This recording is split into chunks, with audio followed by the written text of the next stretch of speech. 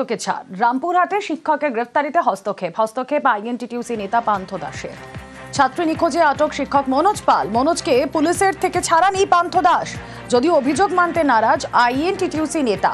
কথা বলবো, প্রতিনিধি অক্ষয় রয়েছেন সঙ্গে। অক্ষয়, রামপুরহাটে শিক্ষকের গ্রেফতারিতে এই আইএনটিটিউসি নেতা কোন ইন্টারেস্টে হস্তক্ষেপ করেছিলেন?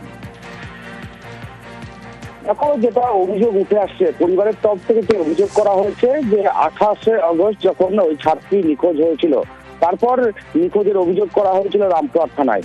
এবং 1 তারিখ, এই মাসের 1 তারিখ যখন ওই ছাত্রীর পরিবার যখন ওই স্কুলে যায়, তারপর যখন একটি বচসা তৈরি হয় এবং ওই অভিযুক্ত শিক্ষকের নাম উঠে আসে, তখন রামপুরহাট থানার পুলিশ এই অভিযুক্ত শিক্ষক মনোজ পালকে আটক করেছিল।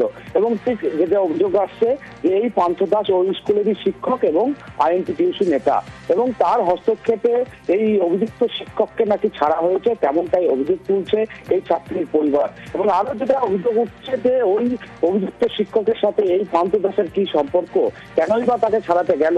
এবং আরো দাবি তোলা হয়েছে যে এই শিক্ষককে কারা কারা ছাড়াতে গিয়েছিল অভিযুক্ত শিক্ষককে, সেই থানার ভিডিও ফুটেজ প্রকাশ্যে আনতে হবে, এমনটাই কিন্তু অভিযুক্ত পরিবারের তরফ থেকে দাবি করা হচ্ছে এবং গ্রামবাসীদের তরফ থেকে দাবি তোলা হচ্ছে।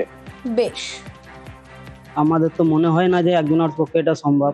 স্কুল কর্তৃপক্ষ ওকে কি করে ওকে ছাড়িয়ে ওকে নিয়ে যায়। স্কুল কর্তৃপক্ষের প্রতি আমাদের ডাউট লাগছে যে স্কুল কর্তৃপক্ষকে চাপা দেওয়ার চেষ্টা করছে, এবং পুলিশ এবার কি করছে সেটা হচ্ছে আমাদের পার্টি করে উনি টিএমসি পার্টি করে কি এমন উনি ধামা চাপার চেষ্টা করছিলেন ডিউটি অফিসার নাকি, সেটাই। ডিউটি অফিসার তো ওনাকেই ধরে এনেছিলেন, পুলিশের গাফিলতি আছে। ডিউটি অফিসার যিনি ছিলেন সে কিন্তু আমাকে কিন্তু আশ্বাস দিয়ে এসছে যে ওনাকে আমরা এখনো পর্যন্ত আটকে রেখেছি, আমরা বিচার চাইছি।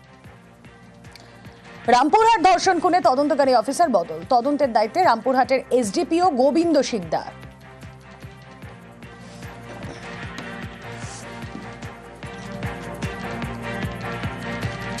আর এই ছাত্রীকে ধর্ষণ খুনের ঘটনায় এখনো ফুঁসছে রামপুরহাট। গতকাল থেকে রামপুরহাট দুমকা রাস্তা অবরোধ। 7ম শ্রেণীর ছাত্রীর টুকরো দেহ উদ্ধার, হাত পা এখনো খুঁজে পাওয়া যায়নি।